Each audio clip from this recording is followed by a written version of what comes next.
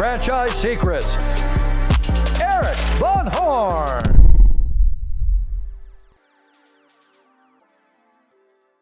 If you're not a part of the Franchise Secrets Facebook group, what are you waiting for? It's franchisesecrets.com/Facebook. I cannot believe how valuable this group turned out to be. When someone asks a question, the feedback is honest, authentic, very helpful, and it's from multiple perspectives. If you're not sure that you're getting the most accurate information about franchising, then check out the largest, most helpful Facebook group in all of franchising. Whether you're a Z, a Zor, a buyer, or investor, join our free Facebook group at franchisesecrets.com/Facebook. Hey, it's Erik here. In this episode, I interviewed Bennett Maxwell. Bennett is the founder of Dirty Dough Cookies, an absolute competitor to Crumbl. And we talk about what are the things he loves about Crumbl? What are the things that he's trying to do better than Crumbl? And by the way, he's a huge fan of Crumbl. But we get into things in this episode of who are the buyers? And there's some massive players that are trying to get into the space. Why are they getting in there? Why did he have a board of advisors? Why am I on his board of advisors? And they're an actual one of my portfolio brands. They've got a really cool giving back component that he is very passionate about. And it goes into the branding and the giving back. And I think it's a really cool thing that he's doing. And it goes beyond making money, and it's going to help a lot of people. We also talk about how to grow a fast brand and try to avoid mistakes. Like, how do you do that? So one of the last things that we kind of covered is not being first to market, being second to market or third to market. What are the pros and cons of that? And then how to hire rockstar people. He's got an amazing team that he's put together there. So he's building this brand that is different than Crumbl, better in his opinion, and I'll let you be the judge of that. Bennett, thanks for taking some time to come on the show. Good to see you, man. Yeah, likewise. I'm excited to be here. So this is going to be a super fun conversation all around Dirty Dough Cookies. Everyone in my audience probably knows who Crumbl Cookies is because I talked about that, a long time ago. And then you and I got connected in Dirty Dough. I'm like, man, I need to have a conversation with this guy. And then one thing led to another. But man, why don't we go back to the beginning a little bit, even before you and I met, and talk about your solar company and how you found Dirty Dough that eventually turned into a franchise. Okay, so it actually did start with Crumbl, just like many of our other franchisees. I wanted to get a Crumbl. My cousin's involved with Crumbl, and he's like, dude, this franchise is killer. You need one of these. And I'm like, done. I'm an easy sell. Let's go. They were already sold out of Utah at that time. This was like 3.5 years ago, but man, they sold out so quick. So it's like, okay, well, where else can I buy one? Well, and then they started to explain, well, you have to live there to operate it, which is understandable. But I'm like, I'm not going to go move to make cookies my career right now. I'm going to go, start selling solar. So that's got me interested though. I was like, wow, there's money in this cookie thing. This is cool and it's fun. It's a fun product. So I went and started solar, just doing door-to-door sales, and saw somebody's Facebook post saying, I have a cookie company in Tempe, Arizona. I'm doing delivery out of my ASU apartment and I want to get into an actual retail storefront. So I'm looking for some money. So I ended up investing with him so he could bring it from, his apartment to the actual retail storefront. And at the same time, I started my own solar company, started knocking doors for another company, loved it, and teamed up with my brother. We had our first official solar recruit in January of 2020. The Dirty Dough store opened in March of 2020. The grand opening was planned for the week of the COVID closures and the lockdowns. So there was never any grand opening, but I was very hands off. Like, I just gave him some money. I didn't even ever visit the store when it opened or months after it opened. And then Crumbl opened up in San Diego and they were crushing it. Lines out the door around the corner. I counted 18 employees in there and I was like, what the heck? And anyways, it was so cool that they were having so much success. So I'm like, Tyler, Dirty Dough, he's the owner of Dirty Dough. Let's get one out here. And he goes, let's do it. And I'm like, okay, I'm your first franchisee. I found my location. I negotiated the lease. It was like on Pacific Beach. It was going to kill it. And he never filed the franchise docs for like months. And then I'm like, what's going on? And he goes, you know what? I'm pulling 100-hour weeks still. I live in the store. I'm sick of it. I'm looking to sell. So I thought, I've never been in food or franchising before, but cookies are hot right now. So let's roll the dice with it. So I bought the company in January of 2021 and started running it. I was based in San Diego and I started running it from Arizona.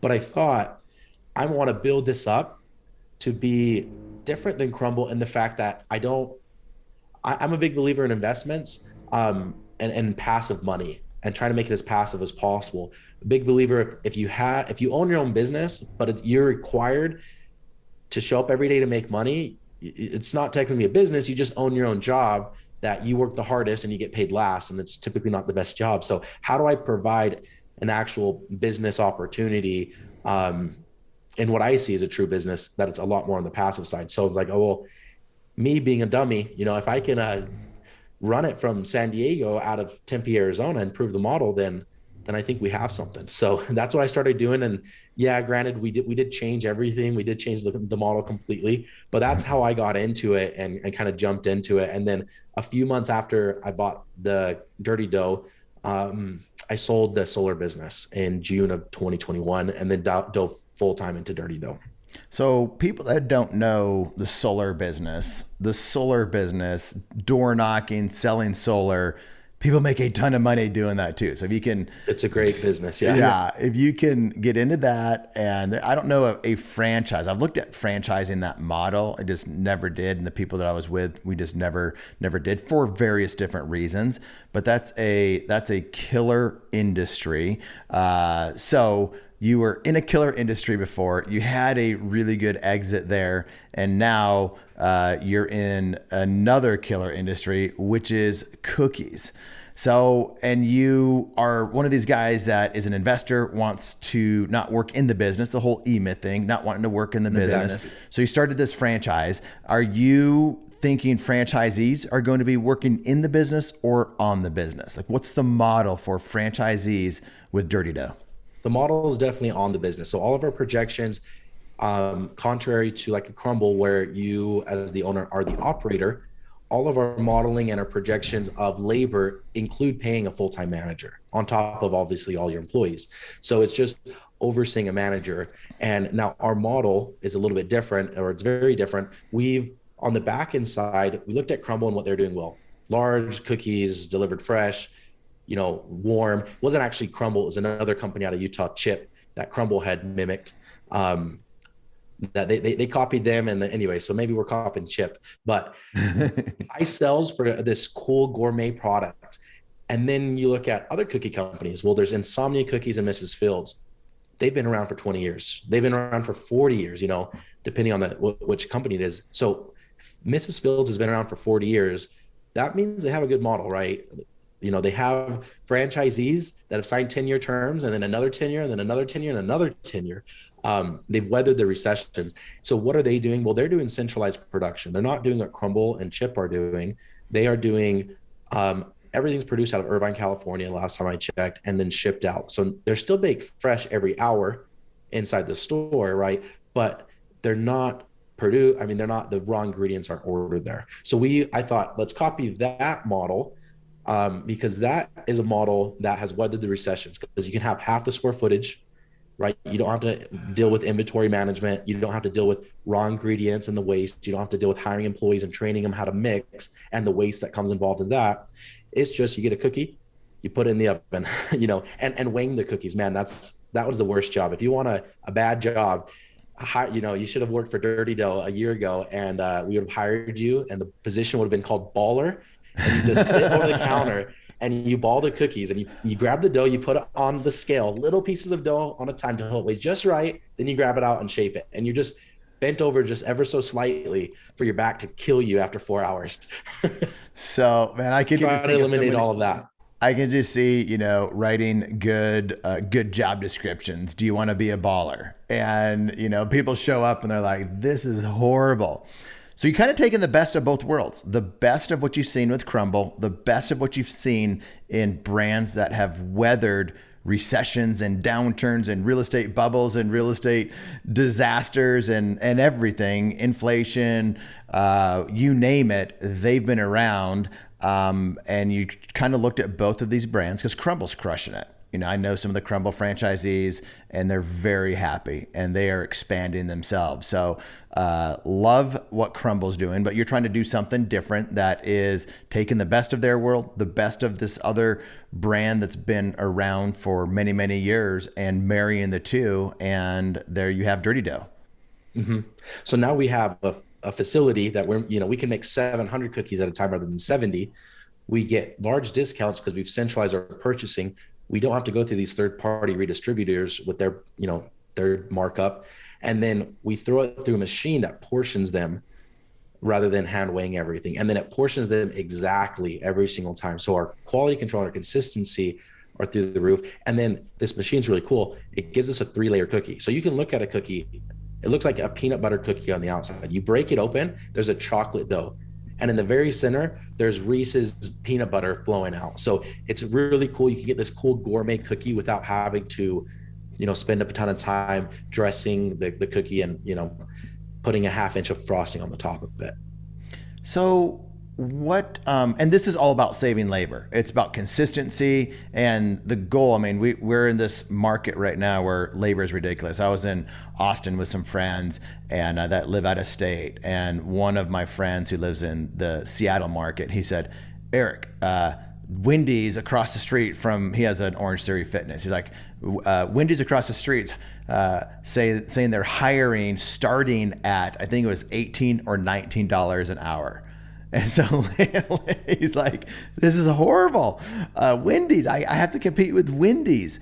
So I can see why you're doing this. Do you think you would have done the same thing before we experienced the pandemic? Like, is the model changed now that you were able to kind of, you weren't stuck to anything through the pandemic. You were able to adjust things. You've seen what's happening with inflation and employees and all of that. Like, do you think you would have had a different model pre-COVID versus where we are today?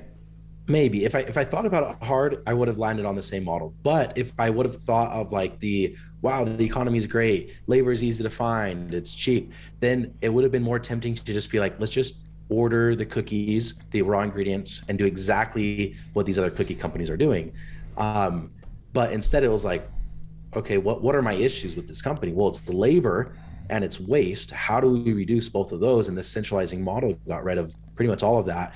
So yeah, I think this is the model, but maybe I would have been tempted to be kind of more lazy and not go through this whole process because it's been in the pain in the butt, right? You have to find a warehouse space, you have to buy all the equipment, you have to produce it, you have to hire everybody.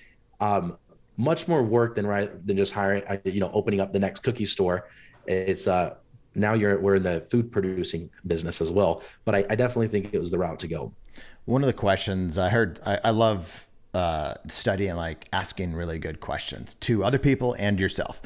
One of the questions that I heard the other day about asking questions to yourself, if you're starting a business or scaling a business, like how do I break this business? What could I do to make this business a failure? Or what could happen from outside influences to make this business a failure? It could be COVID, I mean, that's one thing that could happen to some businesses, but then the ramifications of that, and it's like labor goes through the roof. I can't find good management. And those are things that are happening right now. So I love the model that you have where you're just, lowering all of those things, taking it off, and really just simplifying an already pretty simple model. Thoughts around simplification? I think that this is the most simple food franchise that exists right now. And it was definitely designed to be that way. And talking about labor, a big part of labor is not just hiring, but hiring, training, and retaining. Right. So now we've reduced the amount of people that we have to hire per dollar of revenue. We think we're hiring half of the people that you would typically do in one of these other models. Now, that baller position that I'm telling you about, nobody wants to do that. That's where all the turnover happens. You come in for 4 hours and you just like making balls of cookie dough with your hand and your back's killing you. That's where the turnover happened. We got this machine. We started producing this, and 8 months later, we'd lost like one employee, where before we were going through one every other month, right? So that's less training. And now there's just way less to train on. Here's a cookie. Here's your oven. When the timer goes out, take out the cookie, right? Where you messed up. But it's not like, here's how your ingredients, this is how you have to mix it. This is how you have to measure it. You level it, right? this is how long you have to mix it for, in what order, and then does it go in the fridge before you ball it, or after, there's so many other things that you have to train on, and so many possibilities for error that we've just completely eliminated to reduce that turnover, the hiring process, all that, but really just trying to keep it simple as possible. Me not being ever in food and franchising, like if I can do it and manage it remotely, I think pretty much anybody could do it. I want to talk about like your mindset around hiring for things that you don't have experience in. But before I do that, I just wanted to, make sure the audience knows that Dirty Dough Cookies is one of my portfolio brands. I have 4 different brands in my portfolio, and that means I have either equity, advisory shares, profit sharing, or something like that with these portfolio companies. So Dirty Dough is one of my portfolio companies, and I love working with the team over there, and I love talking about it. Just when I'm out, like I was in DC and Austin the last week and talking about Dirty Dough. I had Ty Lopez. I had dinner with Ty Lopez, and if you don't know who Ty Lopez is, he's a huge online influencer turned, a guy that makes a bunch of, buys a bunch of massive brands like Pier 1 and Dress Barn and Steinmart. Had dinner with him, sitting across from me, and we started talking about Dirty Dough because he's like, he knows I'm in franchising, and so we started talking about Dirty Dough. So Ty Lopez knows about Dirty Dough because it's a fun thing to talk about. And so out of that conversation, I had other people are like, Erik, tell me more about Dirty Dough.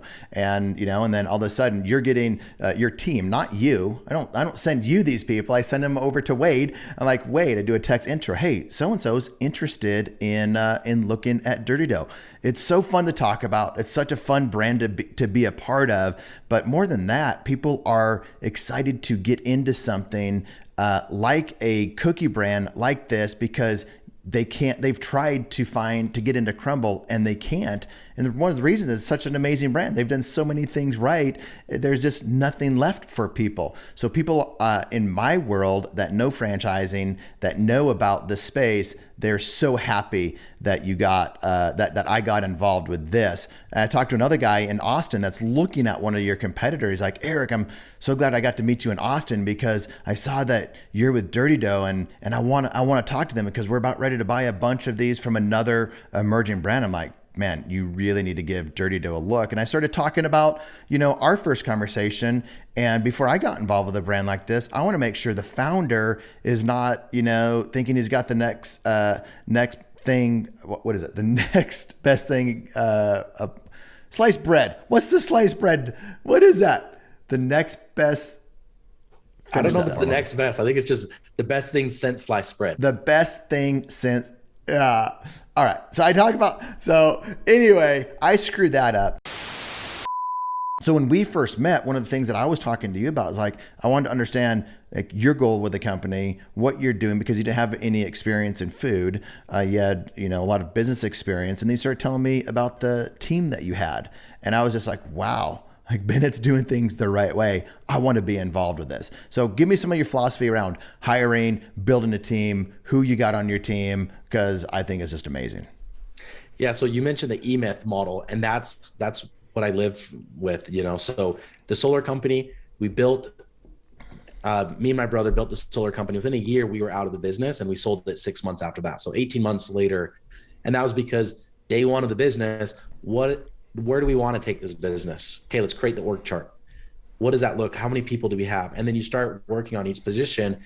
This is the roles of this position. Then you go hire that out with the goal of, let me work my way out of the business so I can work on it rather than inside of it. So now on this one, I maybe took some shortcuts because I didn't perfect all the roles before hiring it because I didn't know how to do that. So instead I just went and hired, professional people that have been there, done that. Because it's like, well, can I open up, 1,000 Dirty Dough stores? Probably not. Can I, if I find somebody that's already opened up, several hundred stores? Probably, right? There's not. Anyway, so the first person that we hired, the first big hire was our CEO, Jill Summer Hayes. I actually contacted her to be an advisor, and she's like, you need me full time. She invented the mobile franchise concept. This was back in the 80s. She founded the company Maui Wowie Smoothies and Coffee, grew it to just under 700 locations, and then sold it. after running it for 35 years. So it's like, wow, been there, done that. Well, then she started a franchise development company, and her first client hired her as CEO. So she took that company from nothing to 90 locations in a few years. So I'm like, not only she's done it once, she's done it twice. So let's get her on board to mitigate the errors that I'm bound to to make. Her experience. So let's lean on that. And then, well, the warehouse, and I talked about, now we're in the food business and we're in the food production business. Well, I've never done that. There's a company called American Crafts, and they do paper crafts. So one of my close friends 2.5 years ago, they contacted him. He's got a food science background. They said, hey, we want to get into food crafts. Can you develop this program? And he did. So fast forward 2.5 years, he's built 2 warehouses for him, 130,000 square feet each, hired everybody, sourced all the equipment. They did 70 million last year in just the food side, from 0 to 70 million in 2.5 years. So I'm like, okay, well, if he could do it for them, he could probably do it for us. And then same thing with the guy that we hired for all of our logistics. He had a trucking company that did 50 million last year. So let's get him on to do all of our logistics, because we want to move fast. So how do you move fast without, let's avoid as many mistakes as we can by leaning on the experience of people who have been there, done that. So tell me more about the thought behind the board of advisors, because that's one of the things that I do. Why did you, obviously you reached out to Jill for board of advisors, like, sorry, you need me. And it's like, kudos to you for just listening to that. I mean, but like, why board of advisors? I didn't, anyway, so I sold the solar company, and I'm like, cool. I just started my first company and I sold it relatively quick, kind of on top of the world. Then my buddy's like, hey, there's this startup course in Utah. And I was in San Diego, like, fly here, come to this 3-day event. And I'm like, sure, I'll do it. Like, I probably know, I know what a startup is. I didn't know anything. So I took this course, and the guy who taught it was John Richards. He was the first person to take Yellow Pages online. They IPO'd that company. They took it public in 2000, I believe, as InfoSpace. And since then, he's been an investor in 100 plus companies, and like almost half of those have had successful exits. So I learned it from his course. Like, you need an advisory board. And I'm like, well, who better to have on your advisory board than the person teaching me about advisory boards? So I talked to John, kind of, hey, here's our model. And he said, well, I sit on the advisory board of 2 or 3 companies at a time. And yeah, I would be your guys' senior advisor. So I'm like, sweet. Who else do we get? Right. And that's, I'm calling Jill. And then we got Steve Hart. He owns Property Management Inc. It's the largest property management franchise in the nation. They have 400 franchises. So started just trying to build up that advisory role. And again, if I don't know how to do it, I can take the time and money to learn it, or I can take a little shortcut here and there by hiring or giving equity to an Erik who knows what he's doing, and who's leaps and bounds ahead of me. I do all the grunt work, per se, me and Wade, and then we just follow the people who know, we take the advice from people who know what they're doing. I love that. And if you're starting out from scratch, you don't have, here's the thing. I hear brands, they reach out to me, Erik, I want you as an advisor, but they are afraid to give up very much of their company. And I don't need a lot of a company to help, but they don't understand the value what an advisor brings. And until you if you don't understand what the advisor can really bring, which is speed, help you move fast, avoid a bunch of costly mistakes, and set you up to be a brand that's a force to be reckoned with. But if you don't understand that value, what advice would you give to somebody? Like, what was your other option if you weren't to hire advisors, if you weren't to hire Jill? Like, where would you be right now, and what would your trajectory be? I would have 100% of a small pie. That's what I would have, right? So it's you're giving up equity, or even if it's an investor, whether it's 10%, 5%, 1%, 20%, doesn't matter. The question is, will this allow me, if this is talking 10%, is this investment or this person or whatever, is this going to allow me to grow faster than, and have my company be bigger than 10% of what it could be? So if the answer is yes, then it's like, I'd much rather have a smaller piece of a larger pie, right? My goal is much larger than just open franchises, and maybe we'll get to that. but it's all centered on making an impact, being purpose driven towards mental health awareness, specifically in kids. So how am I going to do that? Does it matter if I have 100% of the company, or can I have 90% of the company, right? And bring on the right people so I can actually fulfill my purpose. Let's segue into that. Like, what's your purpose? What's your why? What's the giving back component? So Dirty Dough, we have one store open is all we have, the one that I bought. We've sold 60.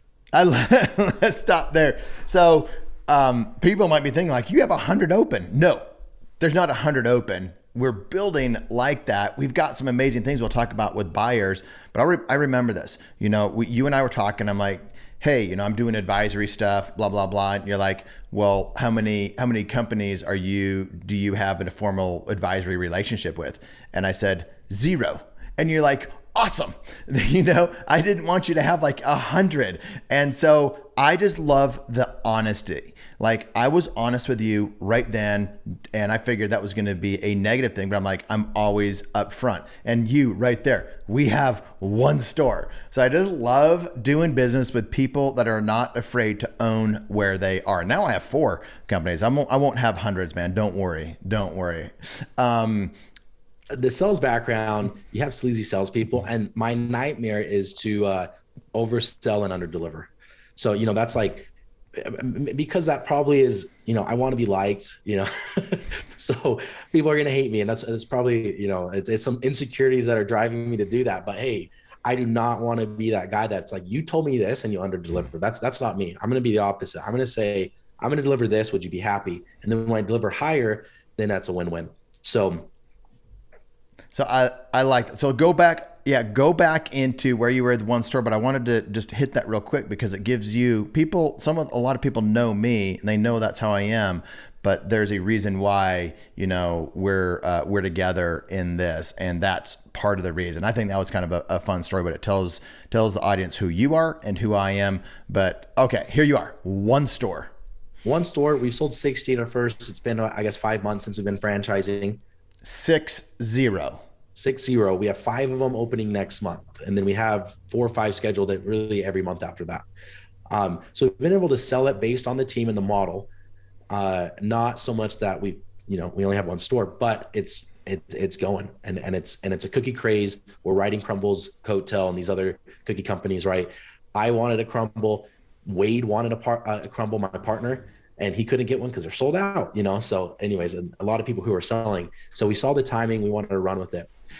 Now, if we could sell 60 franchises in 5 months, is it completely out of the possibilities that we have 1,000 of these someday? I don't think so. I think we can. So if we have 1,000 stores, what's the motivation to get to 1,000 stores? I mean, yeah, that company's worth a lot of money, but after even 60 stores, it's like, is it really going to change your day-to-day life? Like 60 stores is worth a lot of money. What's the bigger purpose? So I have 1,000 stores. Let's say I have 3 customers that I could potentially help. I have my franchisees, employees, both mine and their employees, and then the general public. So how can I serve those 3 customers with this vehicle that I've been given? Well, let's start with the franchisees.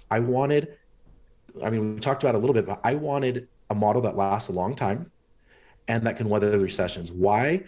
Because I want somebody to have a passive income source that they can pass down to their kids, that it's not something like a job that you have to be in every day and your kid doesn't want to do that job. Well, it's more like I'm trying to build this like a real estate rental property. Like, yeah, there's some work involved, but you could just keep that sucker for 30 years, right? And it's going to pay off and it's going to provide generational wealth. So that's how I want to serve my franchisees.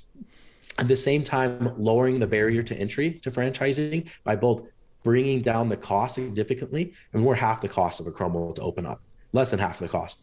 And then also the know-how and the knowledge and the skill. So giving more people the opportunity to buy a franchise that maybe typically wouldn't. Now, number 2 is our employees. So I've been very big into mental health. I grew up, I didn't know what anxiety was. I didn't know what depression was. I just thought everybody who had a headache was weak. Like, that's in your mind. I never had headaches. I never had migraines. I never had anxiety, depression, none of that. And I just grew up with a very negative aspect about that because I'm just like, I've never experienced it, so I don't know how to relate. Anyways, I listened to a podcast, Jonathan Haidt, a psychologist, and he's tracking the self-harm and suicide rate in kids, specifically girls. I listen to this podcast. I have a 2-year-old and a newborn. It scared the hell out of me. Okay, thanks for telling me like this huge problem. And now my daughter has a 30% chance of harming herself, right? But what do I do to prevent that? Well, a lot of it was, this Instagram life of you have a normal, messy, dirty, imperfect life, and you're comparing it to what appears to be a perfect life. So how do we combat that? And that's really, Dirty Dough as a brand, that's what we're pushing. It's what's on the inside that matters most. That's why we're doing these 3-layer cookies, and really pushing out that message. Now, for our employees, this number 2 customer that we have, they're 16 to 22-year-old females that typically works in a cookie store. Well, guess who's most affected by the mental health crisis? It's them. So as a corporate side, we pay for a life coach for every employee of ourselves and all of the employees of our franchisees. So you have an employee that's 19 years old and maybe she's a single mother, or maybe she has problems at home. Well, they pair you with a life coach. You get unlimited calls per month with somebody that's been through that. And it could also just be healthy eating, staying active, happiness mindset, getting into meditation. Any of these, there's like 50 options. There's not a person in the world that can read down this list and say, I don't need help with at least 5 of these. Even like financial stress, being a minority, like really anything. So we are paying for that for everybody to serve. Again, we have 1,000 employees. We have 1,000 stores. We have 20,000 employees. Let's make a difference. And then the third tier is our customers. And that's where the messaging comes out. What's on the inside matters most. Life is messy and imperfect, and it's meant to be enjoyed. These cookies are messy and they're imperfect, and they're meant to be enjoyed. So it doesn't have to be a perfect, clean, pristine looking cookie, which is kind of exactly what Crumbl embodies, right? It's like the perfect, like it has to look perfect. I'm like, that's cool. Bravo to them. Their cookies look great. But that's what I'm fighting against, is like, life's not like that. Life's not perfect. So how can we spread that message? So really spreading that message to the general public. And then we're building wellness rooms. We're partnering with the local franchisees. We're calling schools. This is a nonprofit that we're starting up right now. And Erik, you live in Spearfish, right? Yep. Okay. So Erik, you're a franchisee in Spearfish. I'm calling Spearfish High School and saying, hey, do you guys have this room? You guys have an extra room. We'll fund it. We'll give you all the supplies and the program to run a wellness room. And most of them know what this is. They're popping up everywhere. They say yes. Then we call Erik and we say, Erik, can you put in a few $1,000s? We'll put in a few $1,000s, and then we're going to raise a few $1,000s in the community to bring further awareness. And now what these wellness rooms are, it's a spot not for students. I don't like the word safe space because I think that's actually harmful to kids. It's more, life's gonna get messy and life, shit's gonna happen. Let's teach you how to cope with it. So they come to these rooms. They're only allowed to be in there like 10, 20 minutes. They're talking with a coach or grabbing an iPad and then going through guided meditation, happiness mindset, or breathing exercise, mindfulness, something like that. But it's about teaching them how to cope and really, be happy with who you are and not just chase the next shiny object and think, oh, I'm going to be happy when I get XYZ, because man, the mental health crisis it's crazy. So that's what I like. That's kind of my big vision, is I'm serving those 3 customers. That's how I'm serving. That's what's motivating me to get to that 1,000 store mark, because I think I could impact hundreds of thousands of people if I do so.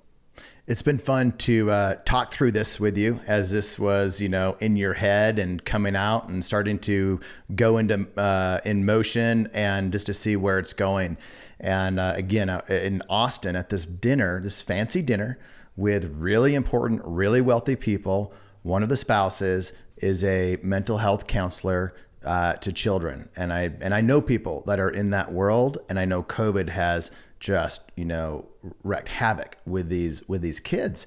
And she was like, you have no idea. And she was just talking to me about the magnitude of the crisis that's going on. I also know a franchise that's in this space, and they're doing very well. And one of the things that I just think about, which is why this brand was created, but it was just to make mental health and getting help and with stress and anxiety and all this stuff normal. Like, it's normal to get help. And so I really, really love what you're doing with this. And I love brands that are tied back to a cause, not for the purpose of having a cause tied to a business, but like being really passionate about that. And I was just in DC. We raised over $50,000 to fight sex trafficking for a charity that does that. And there's an auctioneer. I should probably make an introduction to you. That's an amazing auctioneer, but he does charities for free. So he was there to raise that $50,000 as a guest there, and he does them on Zoom and different things. So we'll have to connect about that at some point. So love what you're doing there. Let's talk about your franchisees. So you have to get to that point where you have that many stores where you're able to have a much larger impact, you need franchisees. So who are the franchisees today? We've accepted some people that are buying 1 or 2 stores, but a lot of them have bought, 3 or 4 or 5 or 6 or 10 or 12, because the model allows for that. And then the unit economics are also favorable. If you open up 5 stores in one area, and each of these stores only have 10 employees, like you don't even need a manager per se. You need a shift lead, and then you need a regional manager. Yeah. It's going to drop your labor cost. Now, what if somebody doesn't show up from one of your stores? Well, you call your other store, you have a group chat, right? And you're pulling from all your employees, and it's like, hey, get to this store, pay an extra X, Y, Z, So it's just more beneficial for us. It's more beneficial for them. That's the model. Plus it's like, oh, you were thinking about buying a Crumbl, because that's who's reaching out to us. What were you looking at spending on that? 400? Okay, let's get you at 2 Dirty Does, right? Like if you're going to spend the money anyway, let's get you 2 instead of 1. So that's kind of what we're shooting for right now. So finding those people that'll buy multiple of them that have the business experience, not so much the franchise and food experience, but they know how to run a business. So you have some people that have significant net worths. They want to grow significant businesses with Crumbl, and you're kind of holding them back in some ways because you want them to, crawl before you walk before you run. But give us, you don't have to give names or markets or anything like that, but give me an example. You can I know there's more than one group that's looking at this, but why would somebody want to buy, 20, 30, 50, 100 of these things? Because I know there's groups out there that want this with Crumbl. With Dirty Dough right now because of what they've seen in Crumbl. Yeah, we've talked with 3 groups that I've talked about doing 100 of them. One group talking about the crawl, walk, run. They purchased 10 so far, and they have funding for a lot more, but we want to make sure that they open these correctly. Now, do they know how to run and operate food franchises? Yes, they own over 105 guys. So they know what they're doing, but at the same time, we just want to make sure, we're not perfect either. So we need, a second to work out our kinks as well. But it's, spoke with a guy, ate at his pizza restaurant, and he owns tons of restaurants, tons of franchises. I don't know. I would guess 50. So I'm eating at his pizza restaurant, and man, it was good. We walk out, and he goes, you know what? That pizza, the crust was a little burnt. I'm like, I would have never known. Like, that was delicious. And he goes, this pizzeria kills it, and I only have 1 location. People say, why don't you open up, 50 locations?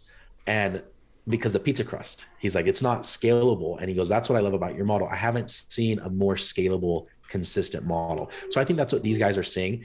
If you know business, if you're in business, you can kind of pick out, okay, low labor, low waste, low employees, like easy to run. Yeah, let's scale with that. What, and like you said, these guys, I love your honesty with this. We're going to make mistakes too.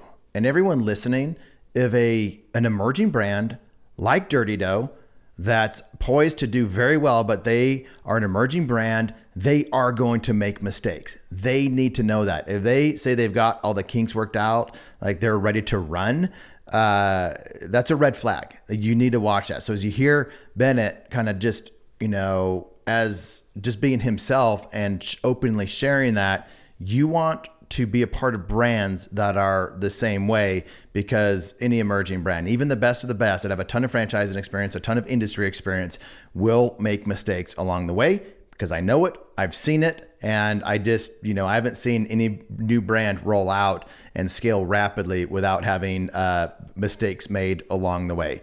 So let's talk about Crumbl.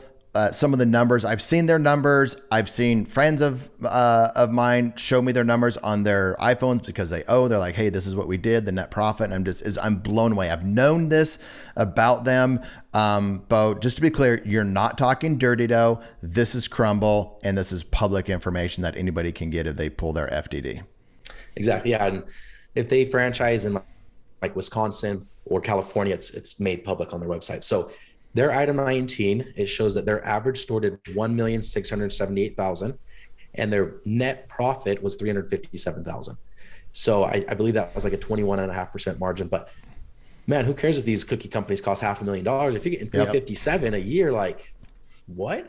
So their numbers are great. Now that was the average. And then you look at the next column, and I'm doing this off of memory. So the next column was their highest store, I believe. And it was like 3.5 million. Or 3.6 million, and their net profit was like 636,000. But the margin on that was 17.5%. And I'm like, that's really high sales to only have that. Well, why? And I think I know the answer. It's probably labor and waste, because there's a lot of both of those. And then the third column is your average or your median, which is same thing as about a 17.5% margin. And then your last one was the lowest store. And their lowest store out of hundreds of stores, they still did $750,000. I think it was 743,000. It's like, what? Your lowest store did 743,000? What are you guys doing? Like, you guys are killing it. However, their net profit was only 33,000. It's a 4.5% margin. It's like, wow, that's crazy.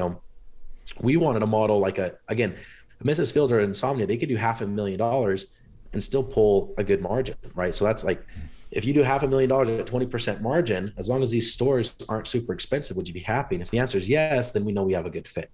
Do we think we can get up to where Crumbl's? Certainly. Think we're headed to that trajectory? Are we there yet? Absolutely not. But the model, are cookies a fad? Everybody asks that. Well, cupcakes were a fad, right? Did we ever eat cupcakes before the cupcake fad? Well, not really, other than birthday parties. Same with frozen yogurt.